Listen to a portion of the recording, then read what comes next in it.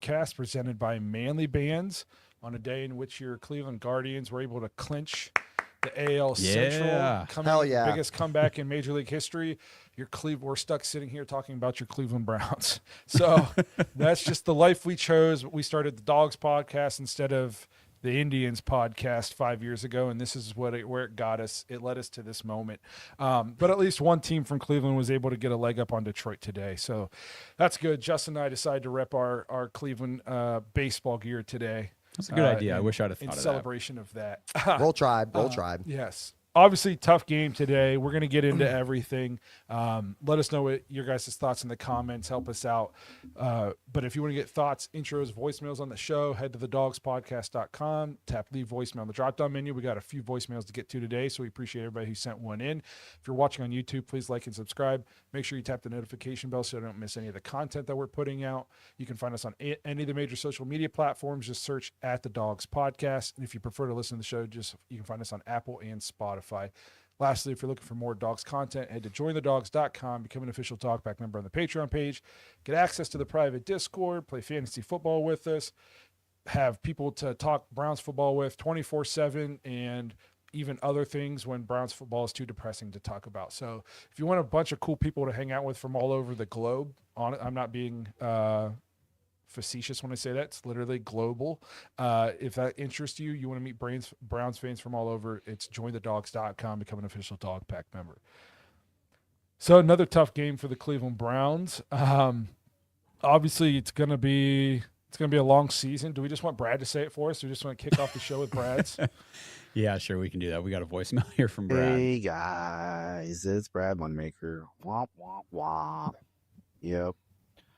Another eye gouging game to watch there. Man, I don't know. Some of Kevin Stefanski's decisions lately, I don't know, man, has me thinking we should move on from him. I mean, I know we still need some talent at certain positions. I get that, but like, still, man, I don't know what to do. Anyways, we just got to keep moving forward. It's going to be a long season. Who thought the Deshaun trade would put us in this position where we're a dumpster fire right now? Is it all his fault? Some of it, most of it, but not all of it. But we're in this position now. We got to dig our hole out, and it's going to be a long season. So smoke one, drink one, get your seat comfy, because it's going to be a long, long, long season, guys. Oof. 2017's calling. I don't want to answer their phone call right now. All right, guys, let's go Browns. Woof, woof, woof. I think when he said smoke one, he meant smoke a cigarette. That's what he was talking about. What a difference a week can make, by the way. Last week, Brad sent in a voicemail that was so crazy and excited, and the crowd was going so nuts that we couldn't even play it because you couldn't understand anything. And then today, it sounds like Brad's sitting next to his bathtub holding a toaster. So, hey, I told everybody to take it week by week because the thing is, and I did the preview show on Thursday for this Lions game, and I said, and it turned out to be very accurate, I said the Browns offense and special teams were going to have to play completely mistake-free for the Browns to have any chance of winning this game because Detroit is just a different offense. They're better than the Packers on offense. They can do more things, and we're playing in their building. And we did everything but play mistake-free. We played mistake-full football on offense and special teams. I'll say this. I thought the key to this game was stopping the rush. I thought if we could stop the Lions rushing game, that enforce Goff to be like a straight drop back 45 times throwing the ball passer, that we could force some turnovers, that we could force them into some mistakes, kind of like the way the Packers did in week one. I mean, that's essentially what the Packers did. The Lions could not run the ball on the Packers. It made their offense one-dimensional. They were able to feast. I thought we could do the same thing. In theory, we did that. They rushed for 109 yards on 3.8 yards a carry. They didn't run the ball down our throats, and it turned out to Jared Goff was 16 of 27. He only threw for $168, threw an interception. His QBR was only 45.8. The issue is you gave them two extremely short fields on two terrible interceptions again, and then you gave up a punt return for a touchdown. We said it last week, like, if we were going to win games, you were going to have to win ugly. The defense was going to have to carry, and then the offense, and then obviously the special teams too, we're going to have to just play clean. They didn't have to light it up. Like, I don't expect the offense to go out and put up 50 points. I just expect them to not give up 14 to 21 points and keep it close, keep it a one-score game going into the fourth, and then hopefully your defense can do something magical, give you the offense a short field, just like we did last week with the Packers. The problem is this offense just can't do it, and obviously the special teams is I feel like the special teams is it's like a wave. Like 1 week they play great, and then the next week they give up a punt return for a touchdown. And then the next week they'll play great again. We'll have great coverage, and it's just like we can't get that right either. It's disappointing. It's super disappointing because it's another week. You know, obviously we're a week removed from Green Bay, but it's another week where we're in the game. I feel like the defense is literally just putting it all out on the field. We're getting stops. We're shutting down this elite offense for the most part. And it's just the same kind of story, just stupid mistakes, turnovers. The special team stuff, like the punt return, that was an absolute dagger because you knew at that point it was over. Like, even if you were still clinging to hope, that was it. And then, you know, obviously Schmidt missed the field goal. It's a long field goal. You know, it is what it is, but it's like, it's a roller coaster ride, you know. But you know what's crazy about the Schmidt missing the field goal thing is he missed it, and I was like, it happens. If this would have been 2-3 weeks ago, I would have been so mad. It's amazing what going 3 games in a row without missing any kicks and making a game winner will all of a sudden do for my mentality on the kicker. You know what I mean? Like he missed kicks the first week. We were like, okay, this sucks. And then he went 3 games in a row. He was perfect. Didn't miss a single kick for 3 games, made a game winner. That's all it took for him to get like just the tiniest bit of grace for me. Now, if he comes out and he misses multiple kicks again, we're going to be back to, you know, get rid of the guy. But all you got to do is just go games. You're not going to make every kick, especially that's not a chip shot. 56 yards isn't a chip shot, you know? So like bad kicking's an epidemic in the NFL. So you can't just be tossing your kicker out if he misses a random 56-yarder, as long as it stays random. You know what I mean? It can't become a pattern. Now we got to string together a couple more games of no misses. And then if he misses another one from 50 plus, you know, in 3 or 4 games, it kind of is what it is. That's just kind of like the nature of the business right now in the NFL. There's nobody making all their kicks. It's crazy. No, I mean, it also wasn't like a high pressure kick for the team. We were out of the game at that point. He makes that kick. Okay, so we tack on 3 more. This offense isn't scoring points at all. And then I just real quick wanted to go back. I know you said that, you know, we held them to 3.8 a carry, but if you look through it, that actually includes like 2 Kyle Allen kneel down to Jamison Williams end around that went for negative. And, well, yeah, I guess those 2. But Jahmyr Gibbs actually rattled off 6.1 a carry, 15 for 91. He was tough. I knew he was going to be a problem because, you know, yes, we faced Derrick Henry, who's like probably the best running back in the league, but he's a different animal. He's big. He is not the thing that always troubles this Browns defense, which is those smaller, faster, shiftier guys. And they don't get faster and shiftier than Jahmyr Gibbs. And we couldn't stop him. He was ripping off long gainers all the time. His touchdown run was like, I mean, that's what a superstar does. And he did it. I agree. He ran the ball well, and then there was Montgomery 9 for 12. Right, we stopped him.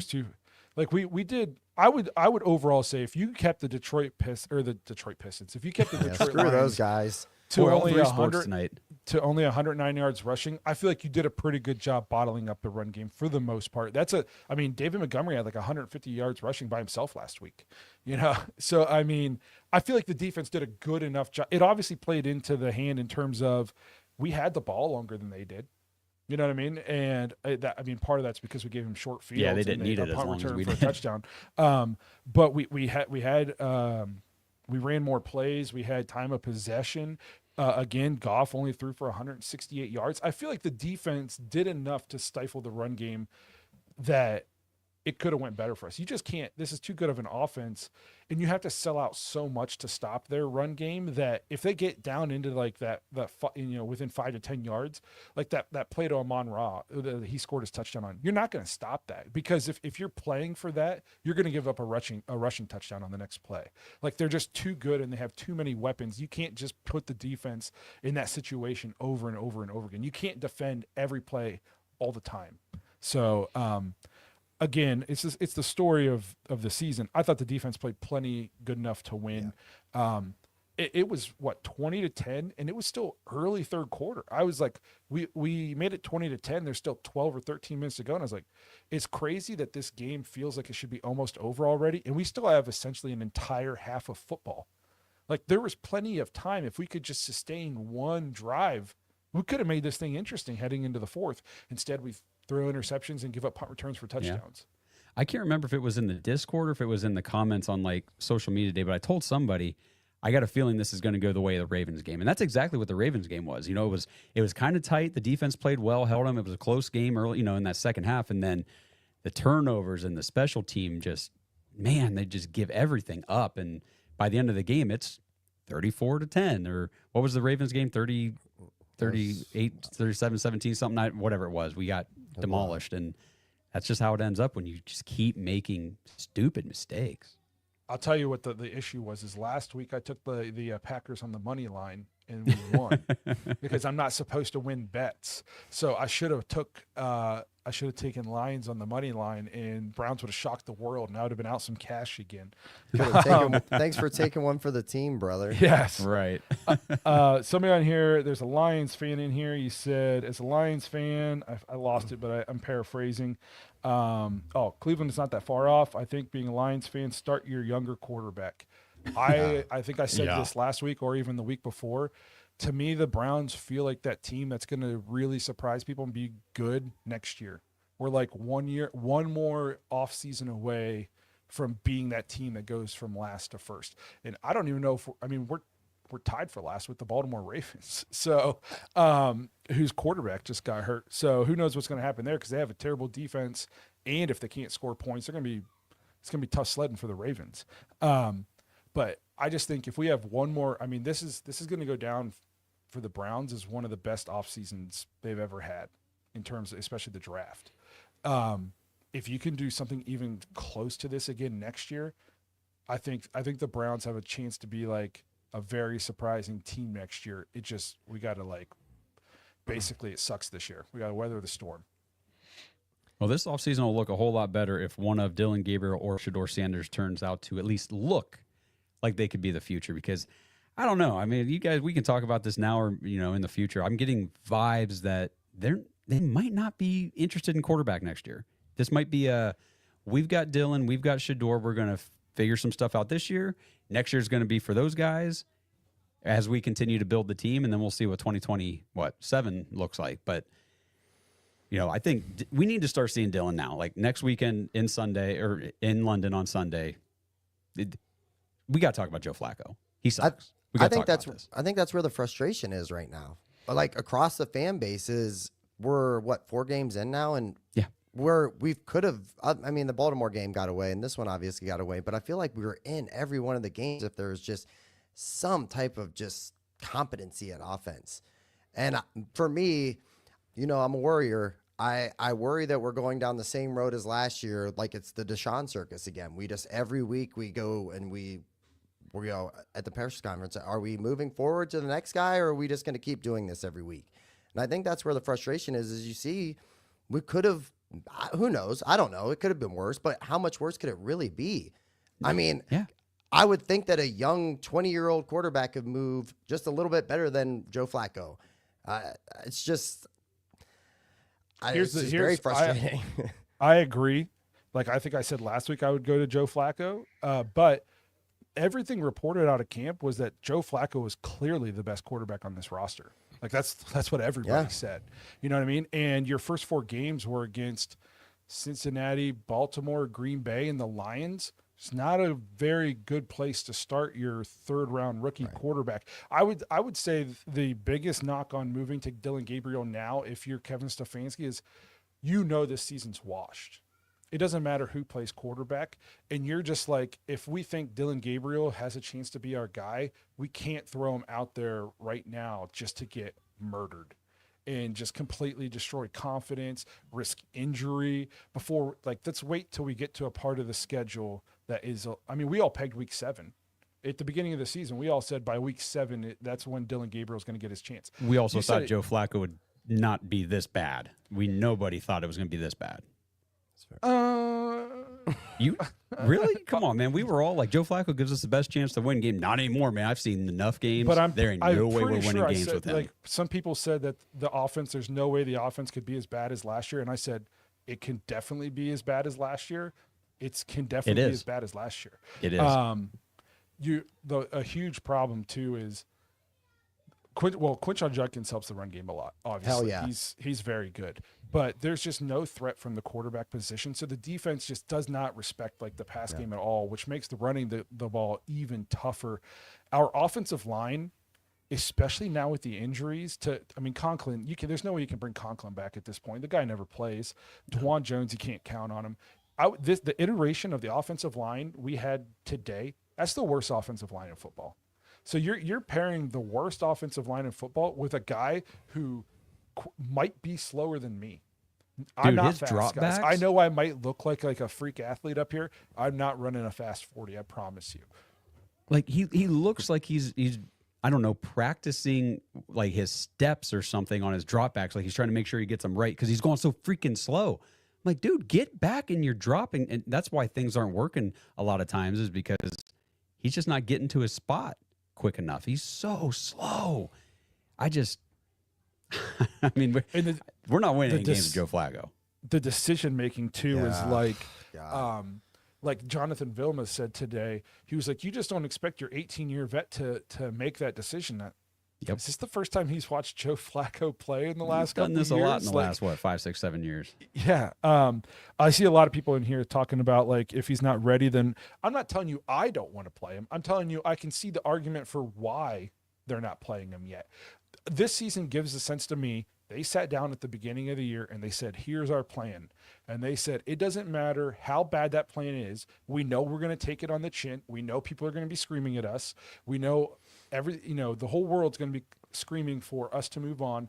This is the plan. And we're not going to jeopardize the future and make knee-jerk reactions and be short-sighted. They know that this season's a wash because it's not just quarterback. Newsflash, guys. We can put Dylan Gabriel in. This offense will still be garbage because, as I said, we have the worst offensive line in football. It's especially. I mean, you're playing. We almost had to put Zach Zinter at right tackle today. Was he even active? Yeah, he was. Okay. Yeah. I saw that. Like at one point, they were like, if this guy can't go back in the game, they might have to put Zach Zinter out at tackle. So you don't want to throw a rookie to that against the Lions. And then we haven't even talked about the wide receiver core. Oh. Jerry Jeudy is a low-end wide receiver too. He had his magical season in like a 4-game stretch with Jameis Winston last year that was clearly fool's gold. If you look at his entire career as a whole, he is a low-end wide receiver 2 on just about every other team, and on some teams he would be a wide receiver 3, and he's masquerading in Cleveland as a wide receiver 1. That is an issue. Cedric Tillman, already hurt again today. Yeah. Can't stay on the field. That dude, even when healthy, would be a 3 or a 4 on almost every other team in the league. He would not be getting playing time on most of the teams in this league. And we have him run out here as the high-end wide receiver 2 that we're putting a lot of hopes and dreams into. Our offensive line is washed, and we're playing with a quarterback now who, if it wasn't for the Browns, would not be in the NFL. That's fair.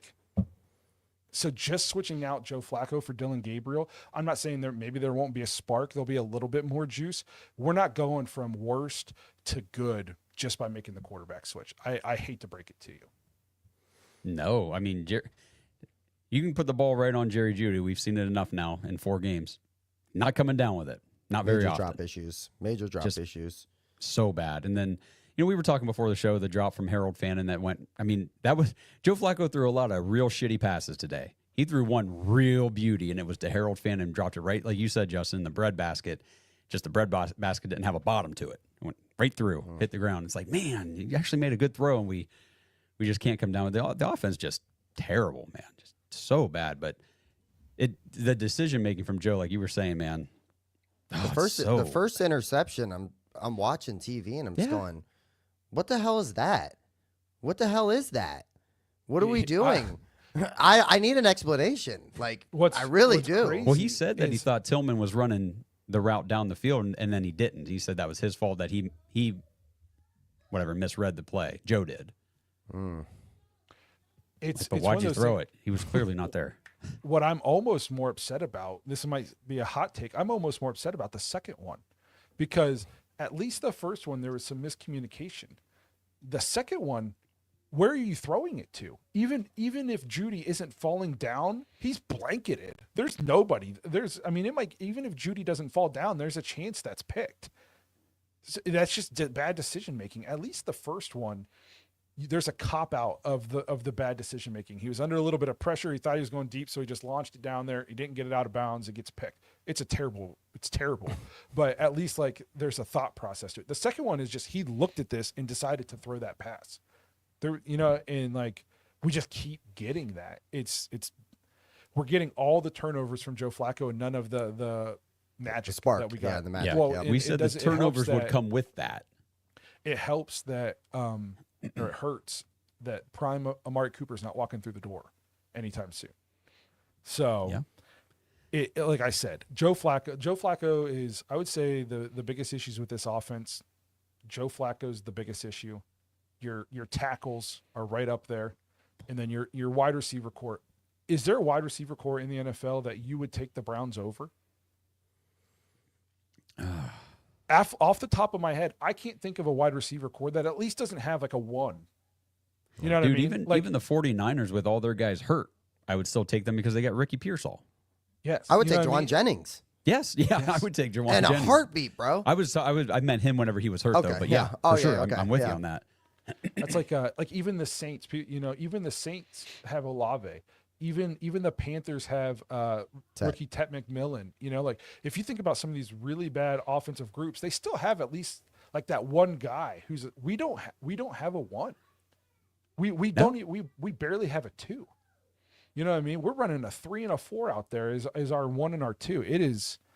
It's crazy. Titans. That's a good one, Gage. That like I just want to point out real quick. I wanted to talk about this. Joseph Jack gave us a super chat here. He said, Shador Sanders never had an offensive line for 2 years in college. Just saying, check the tape. And I just want to caution people on, I get all that, the sentiment around Shador and what he was able to do in college.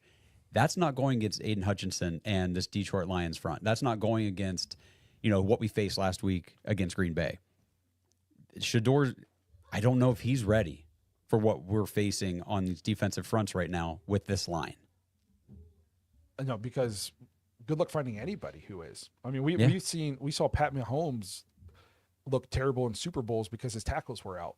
He gets blown out, you know what I mean, in a Super Bowl. So if you're a Shador fan, why would you want to throw him to the Wolves? Like we want to see him too. That's the thing. Yes. We all want to see him. We were all 3 Shador guys going, you know what I mean? But I don't want to kill the kid. I don't want to ruin him before he even has a chance. We just laid out all the reasons why almost no QB is going to have high success. There's no QB walking through the door that's just going to be like so good that they make this offensive group look good. It's not happening. Yeah, so here's Lost Soul in the chat says, good question. Why are the Browns protecting a 3rd round and a 5th round pick from playing to see what they got and then say we're going to take another quarterback next year and put them behind this O-line?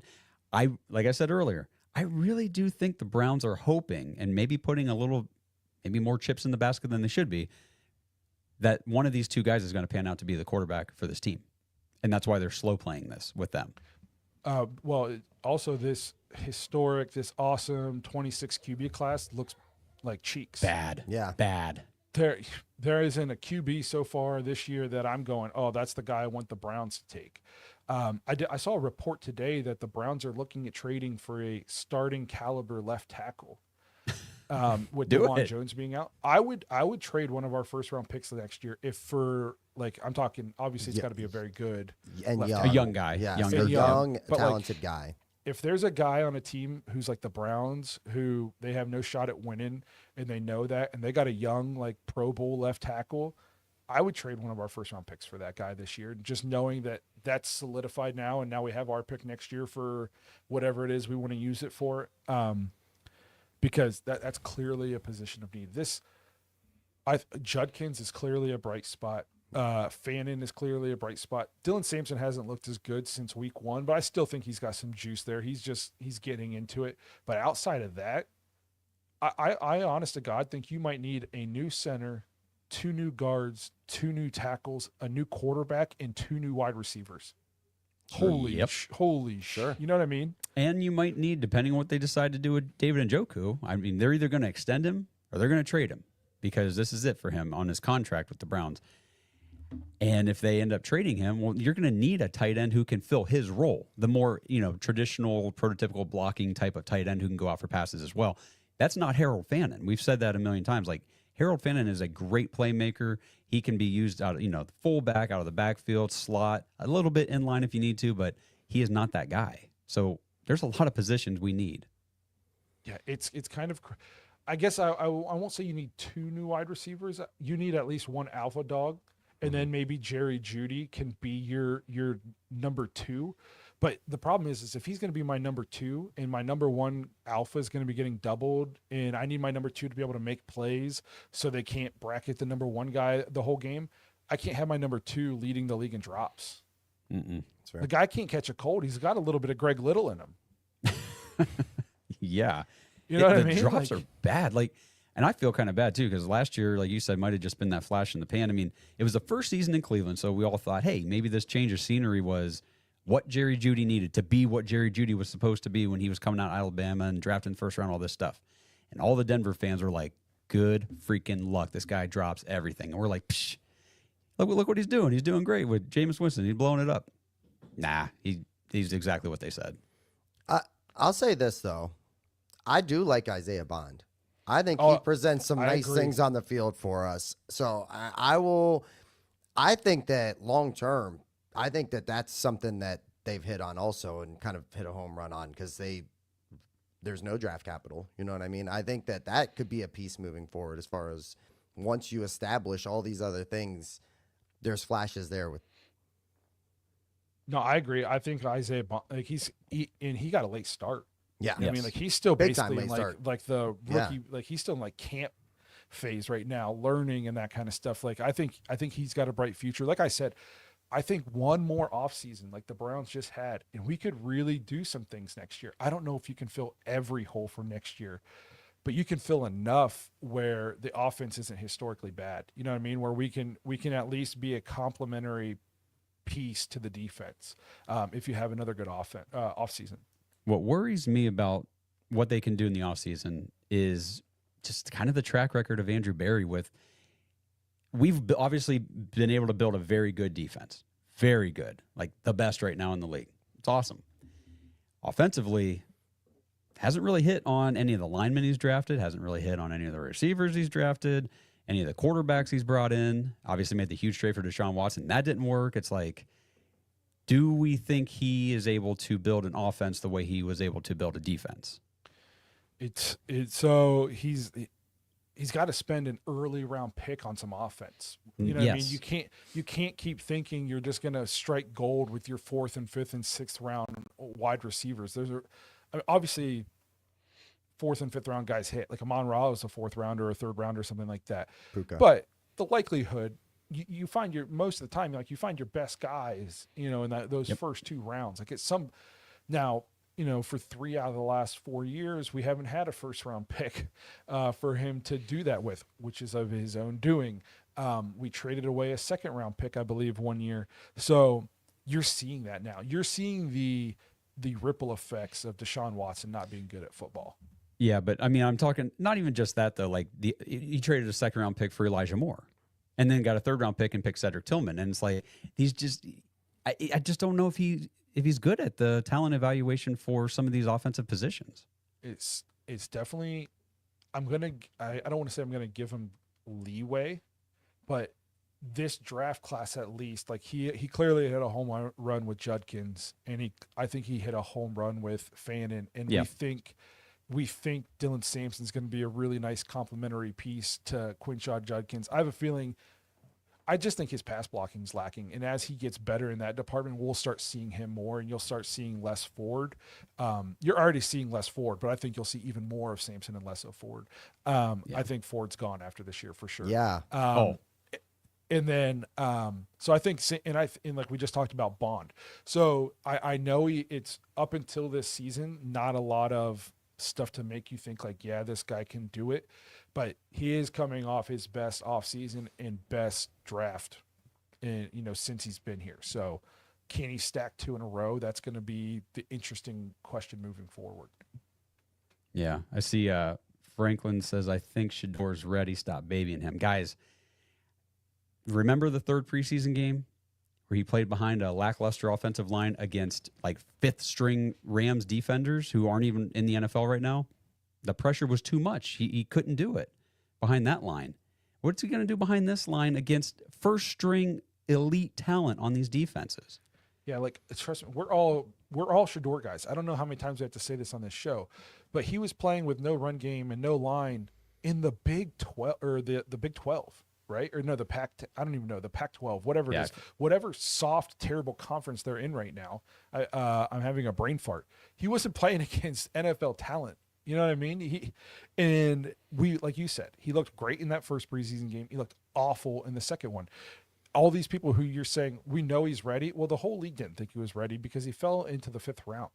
Let's just be patient. Let's do something that Browns fans don't normally do. And let's just be patient.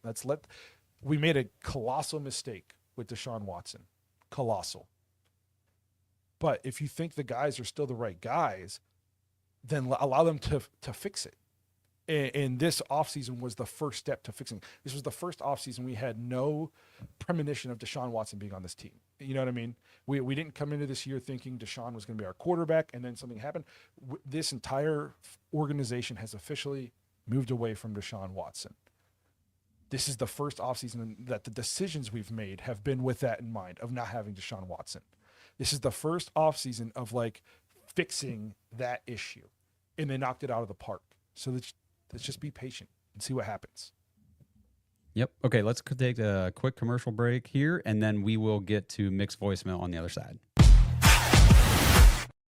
This episode is sponsored by Manly Bands. Browns fans, it's time to kick off the NFL season, and it's also time for you to kick off your wedding band game. Head to manlybands.com right now for their fall wedding sale. Get 30% off site-wide, plus use promo code CAMP25, CAMP25, to get an extra $25 off your order. Manly Bands has the most unique, handcrafted wedding bands for men, and they've got a huge selection, so many different styles, materials, and collections to choose from. Plus, they've got manly gifts for any situation you need, whether you're getting married and you need groomsmen gifts. They've got barware, they've got chains, bracelets, they've got gifts for retirement, and they've got your everyday stuff like lighters and coffee mugs. They've even got ear pods and some pretty cool t-shirts as well. So dive into football season this fall. Head to manlybands.com, 30% off with the fall wedding sale, and get an extra $25 off your order with promo code CAMP25. That's manlybands.com/dogs.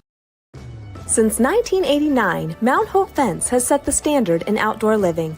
From decks and railings to fences and patios, we've got you covered. Our lineup features top brands like TimberTech, AlumaGuard, Preferred Railing, and Unilock, along with our own premium Duralux vinyl products. For over 30 years, we've partnered with contractors ensuring reliable job site delivery. Discover quality and excellence in all things outdoors with Mount Hope Fence.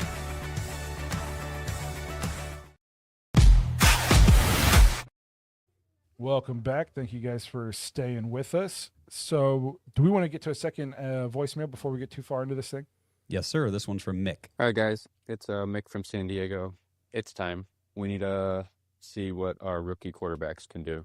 All of our other rookies have paid off. I love Joe Flacco, but he's not doing anything for us. I don't care about the drop passes or anything. He doesn't present any opportunity for us to win.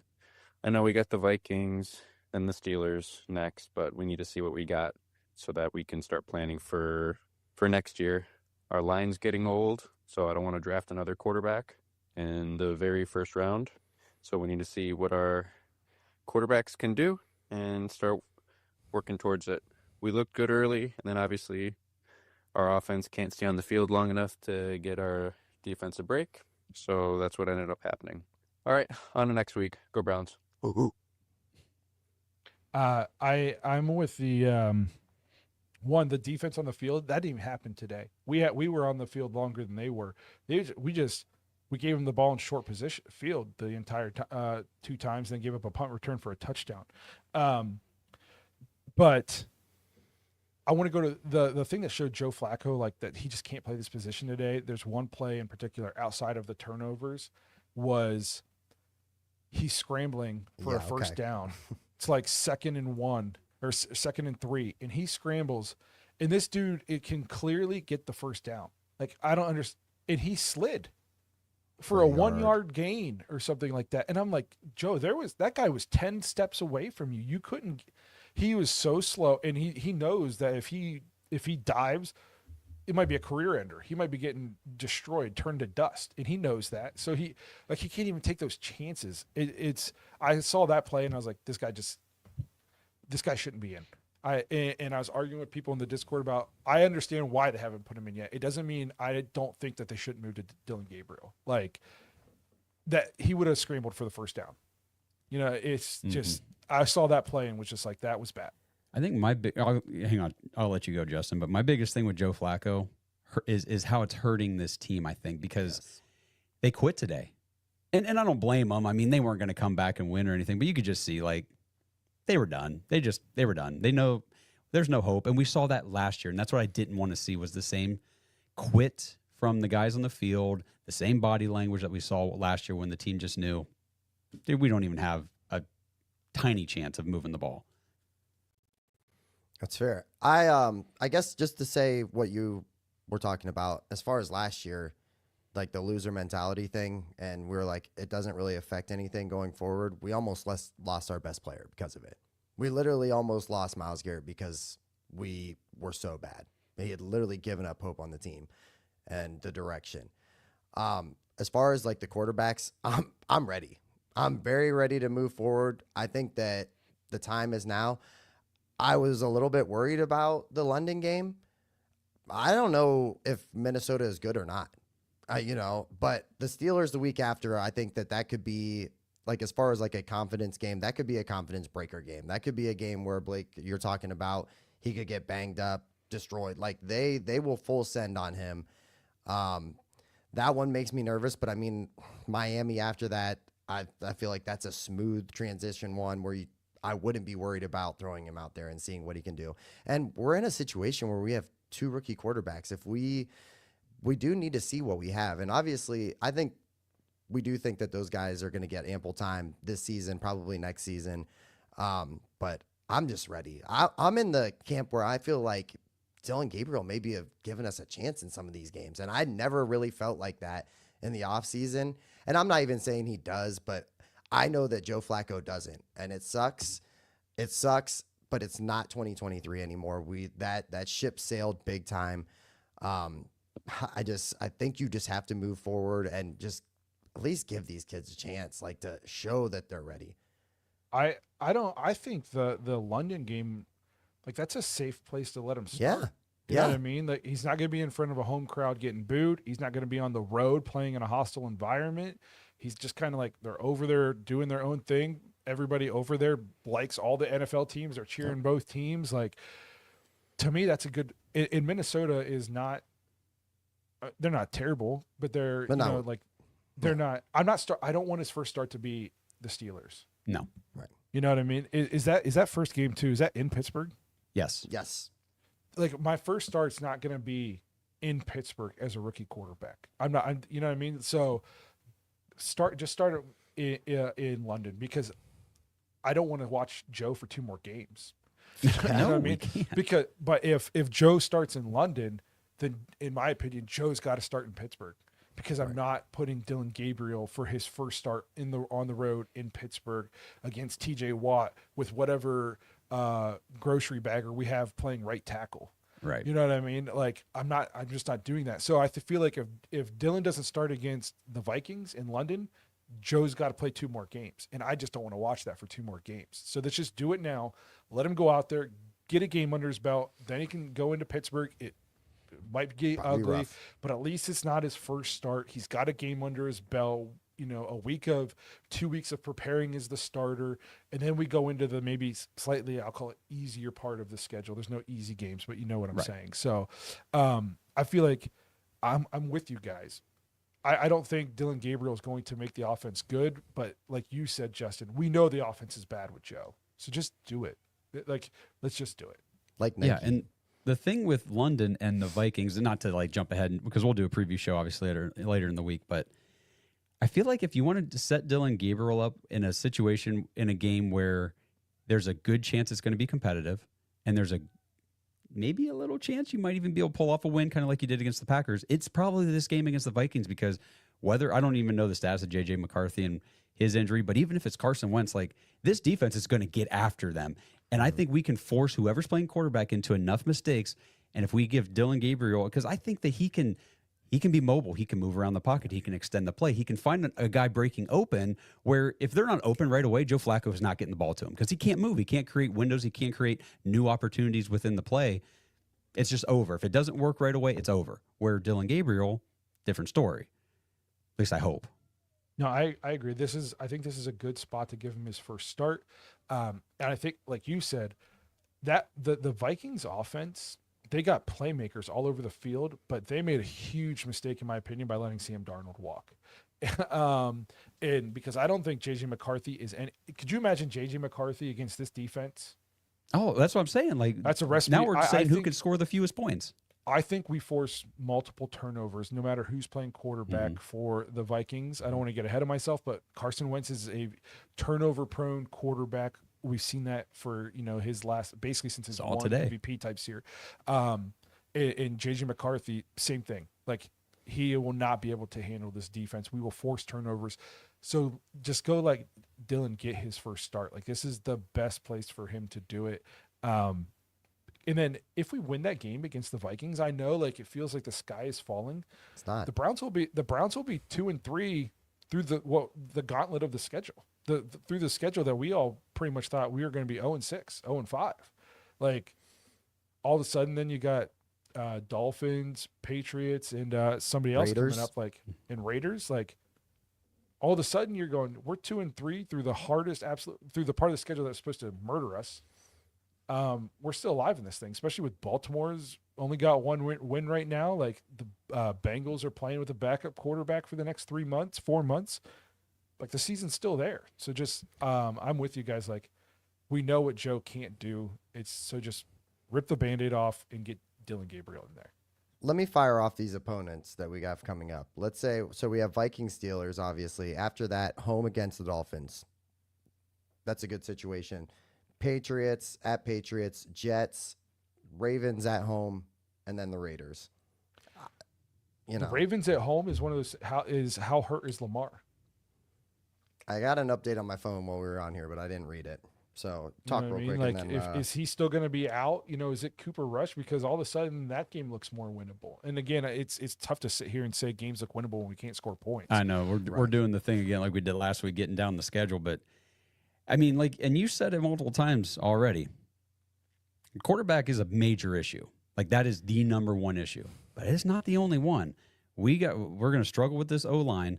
I mean, Judkins is running well, but he's struggling too. And if he's struggling, you're not blocking well, because this guy can take a little bit and make a lot. We've seen it now already in limited time.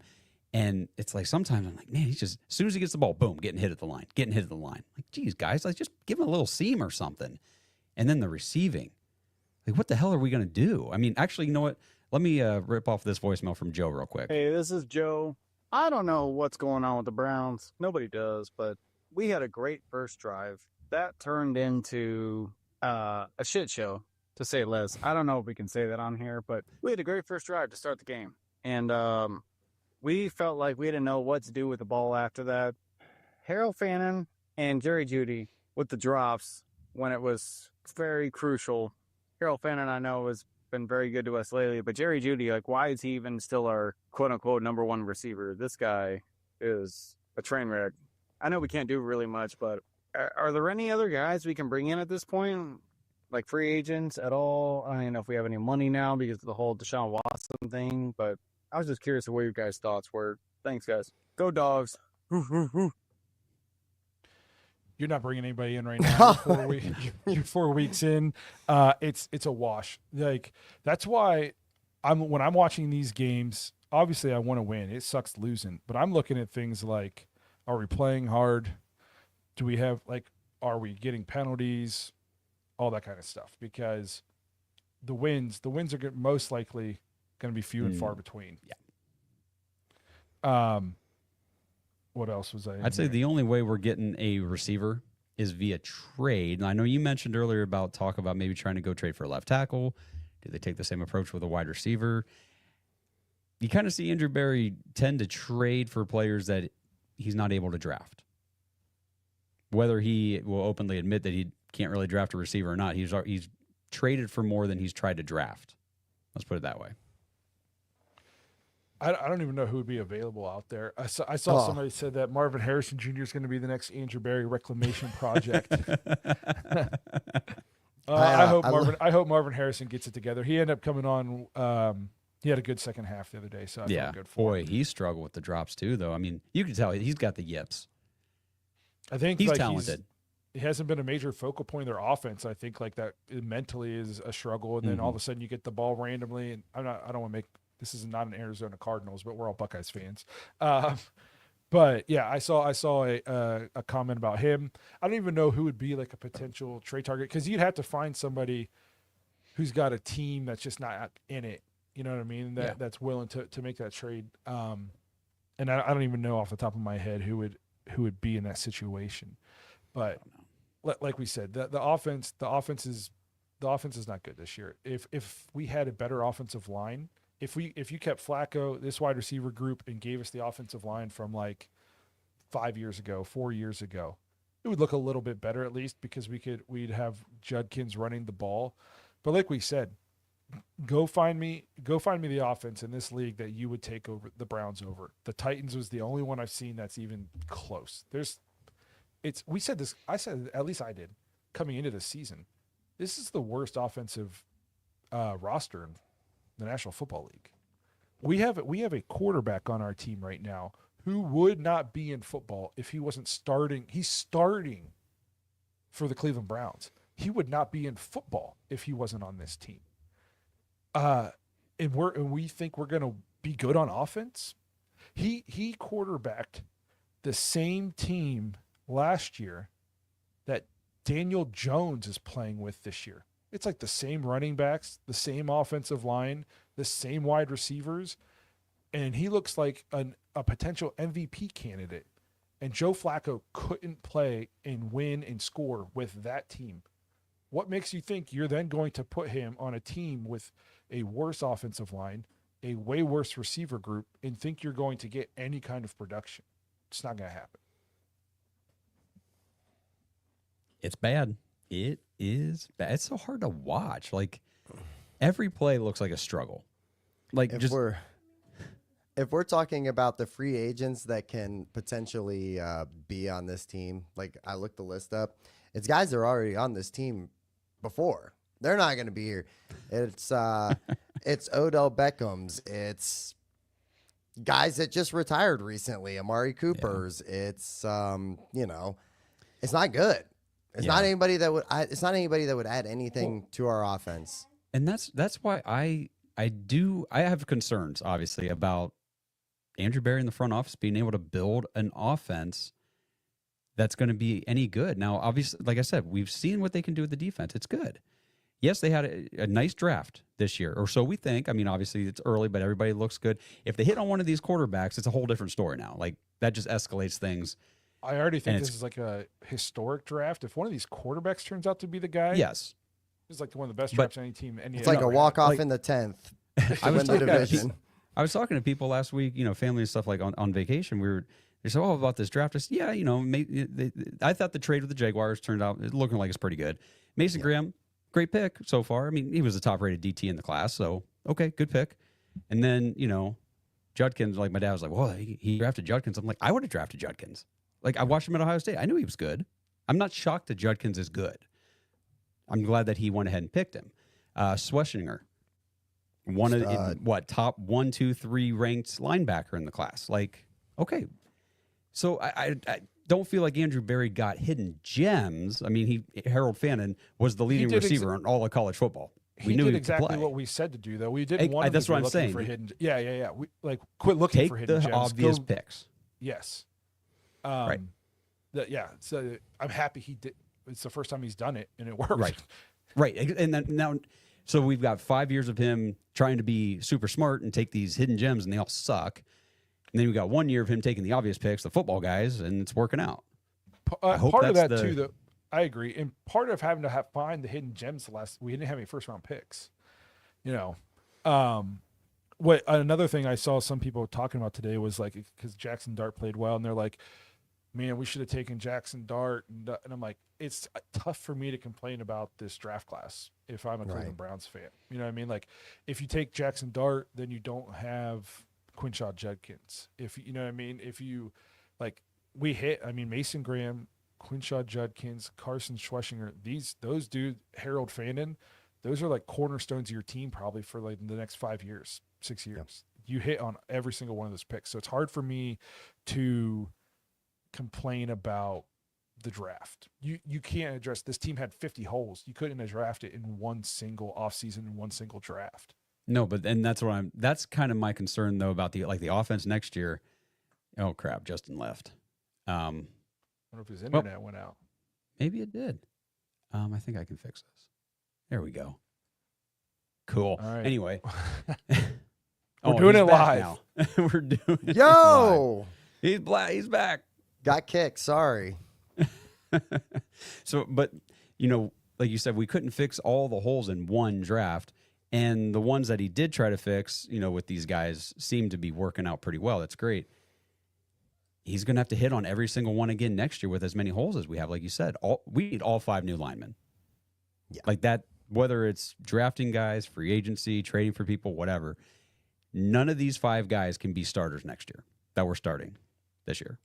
The only thing I could think, the only way I would say like Wyatt Teller could maybe play but you have to put other good, like he has to be your worst one.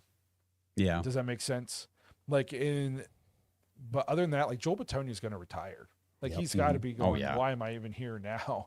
You know what I mean? And DeJuan Jones, you obviously can't count on him. His injury, it sucks. It's not his fault, but it is what it is. It's another year of not being able to play. Jack Conklin's not going to be on this team anymore. Ethan Posick has regressed every single year. Maybe Taylor will get fired in Tennessee, and not Taylor Callahan. We'll get Coach Callahan back in here to coach the offensive lineup. But because it seemed like for a while it didn't matter who we put in on the offensive line, they'd end up playing great. And now that's not the case anymore. This offensive line got real bad real quick. We also talked about how Nick Chubb might have made some of these guys look better than what they really were. That's fair. What else do we want to talk about here? If Kevin rotated DG and DS to see if either one creates a spark.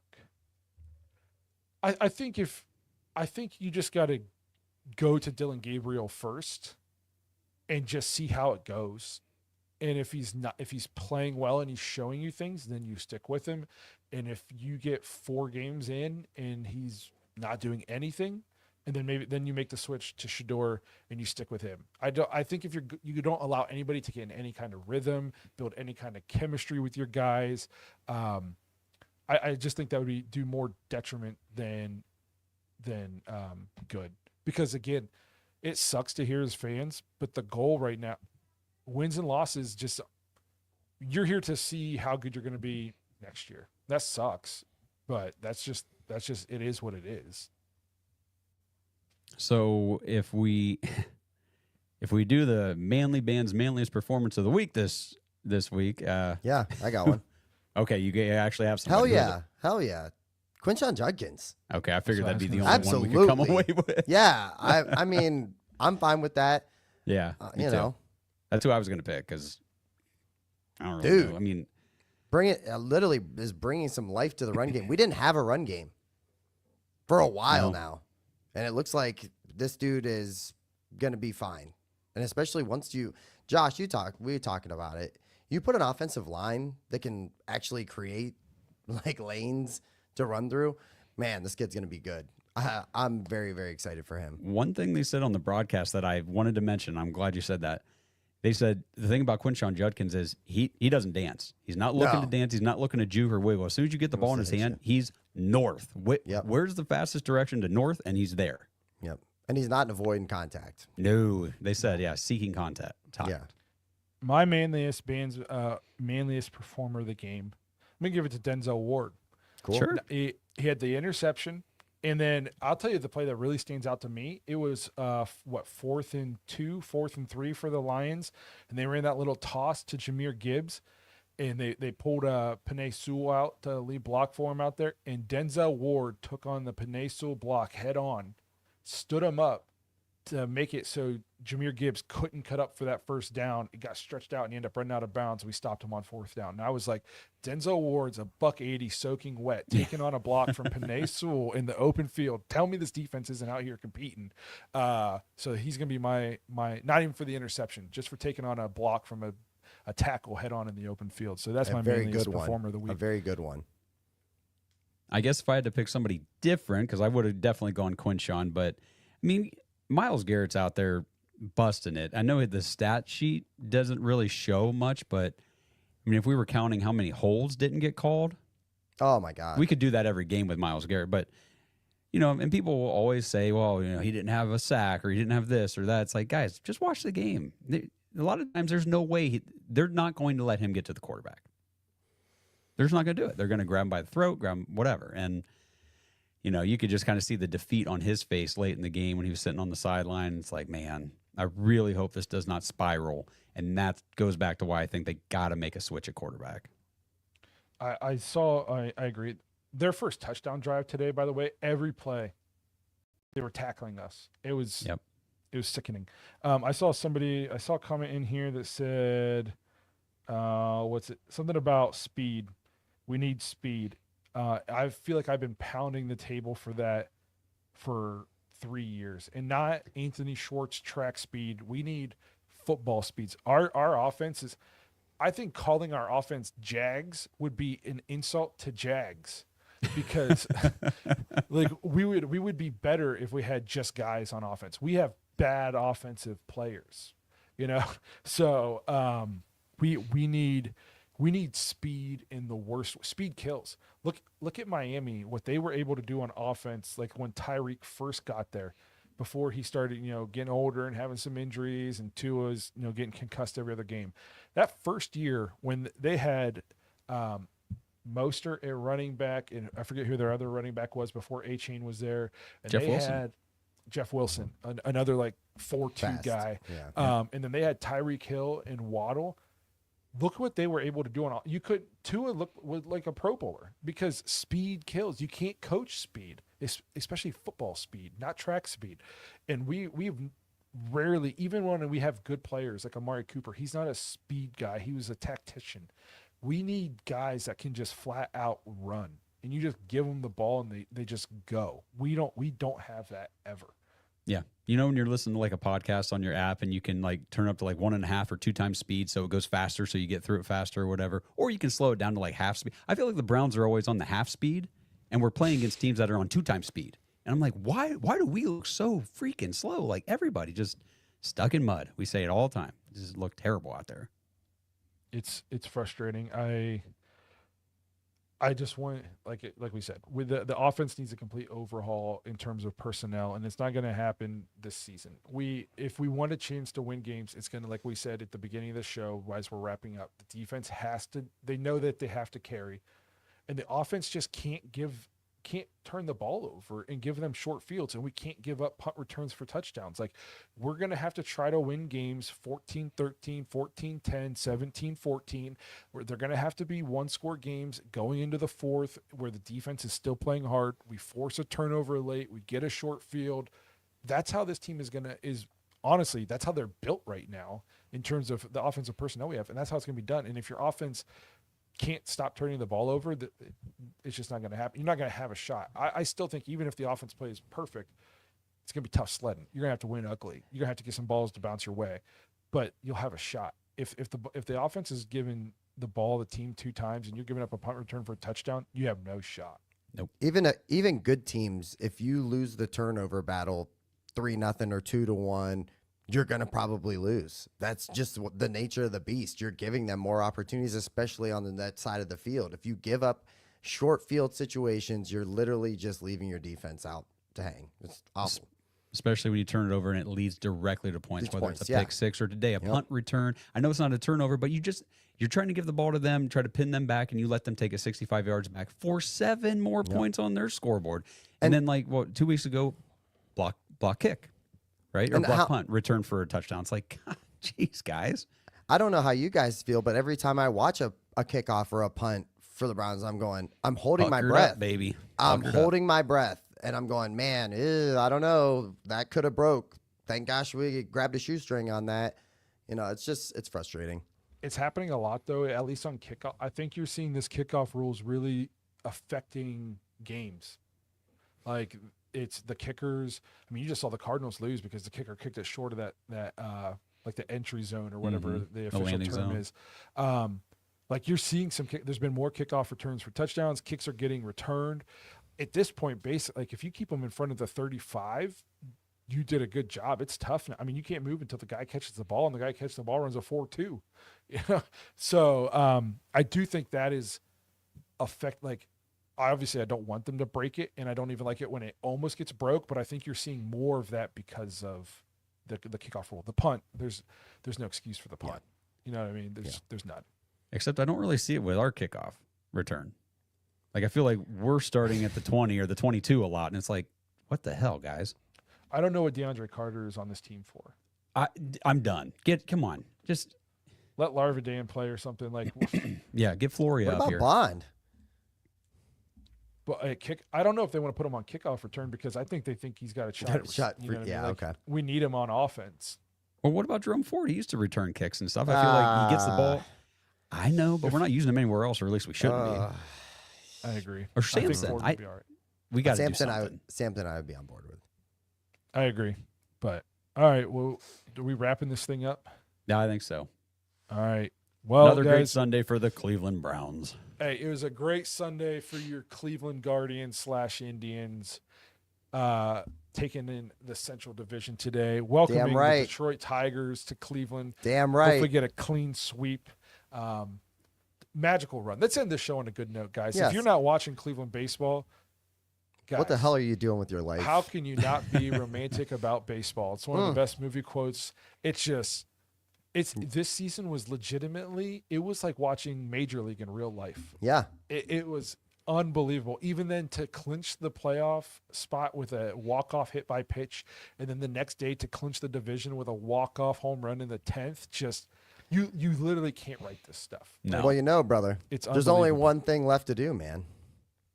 Oh, I know. I've been sending the Me GIF too. out for weeks. Yes. Win the whole fucking thing. You're damn right, brother. I watched when we tied the division the other night. I was so pumped. I watched Major League. I watched it a week ago just get myself get the vibes right. It's so good. So yeah, at least we have that going for us. And the the Cavs will be starting up in a month or two, and they'll most likely be good again. So Yes. it's not all doom and gloom. Let's watch our rookies. Let's hope let's get DG in there, and then let's just cheer on our teams that are actually good. And then we'll revisit this next year on the podcast. But we appreciate you guys being here, hanging out with us on a late Sunday night, talking Browns football. Again, if you want to talk all the time, all week, 24/7, just join thedawgs.com, become an official Dogpack member. If you want to get thoughts and intros on the show, head to thedawgspodcast.com. Just tap leave voicemail on the drop-down menu. We'll play your voicemail on the show. We appreciate you guys being here once again, and we'll see you guys later next week, hopefully talking about a QB change and previewing the